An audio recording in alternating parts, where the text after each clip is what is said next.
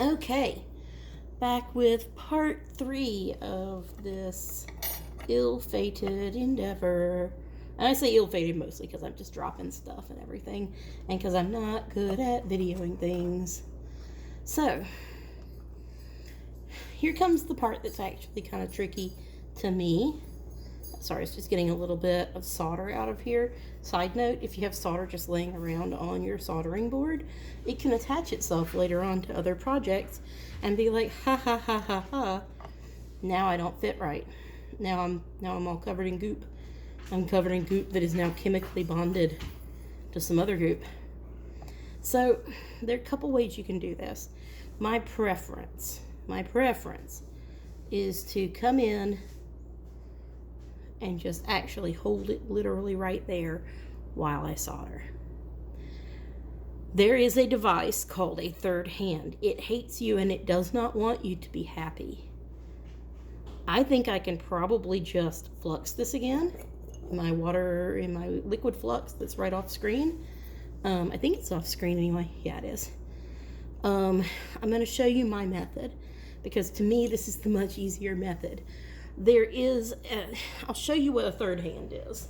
And this is a real schmancy third hand. There are less expensive ones. The less expensive ones hate you even more. So it's this attached to this, attached to all of these things. So it's a bunch of joints. And you've got to try and get all of those joints to act right all at the same time so that it'll hold something exactly where you want it to be and not shift during soldering. And this is what's known as flippin' impossible. That third hand I've got over there is really good. It's better than any other third hand I've ever used, and it's still just a total butt. So, okay, got my torch down here, and I give you a whole course in getting your torch tuned just right to the right level, but it should be hissy, but not like a cat, like just kind of a low-key kind of thing in your life. And I'm going to come in, and I probably don't even need any additional solder, because what we're going to do, first of all, switch this over to an area you can actually see it, because I'm going to come in, I'm going to touch these two things together, right here, and I'm using insulated tweezers here. Do not try this with your beauty tweezers. And you see just then, it flashed, it flowed, and then it stopped flowing. Once it stops flowing, then you can pick it up. And we've got here kind of a basic one. It's a little bit wonky, so I'm going to actually move it slightly. It'll work fine for the purpose of this video. So I've quenched it, torch off, completely off, back where it goes.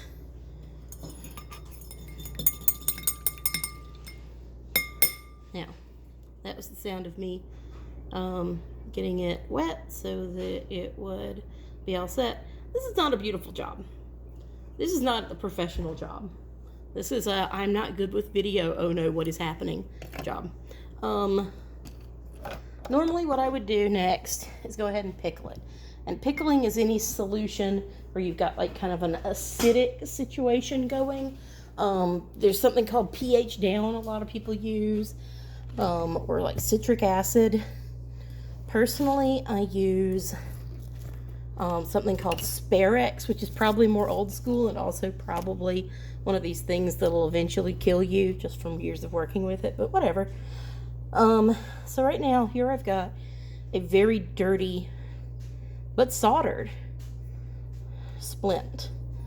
And what you would do is you would come in right here, and you can kind of adjust it. Silver, once it's been soldered, and this is not a perfect fit by any means. Again, these are not what I usually make all day. But that's it. That's your splint. You can do that. If the problem is you tend to go that way, and I'll pull it off the other way. Here we go. That's more accurate, I think. Because I don't actually have hypermobile Ehlers-Danlos but I do have a friend who does. So yeah, so that's all soldered.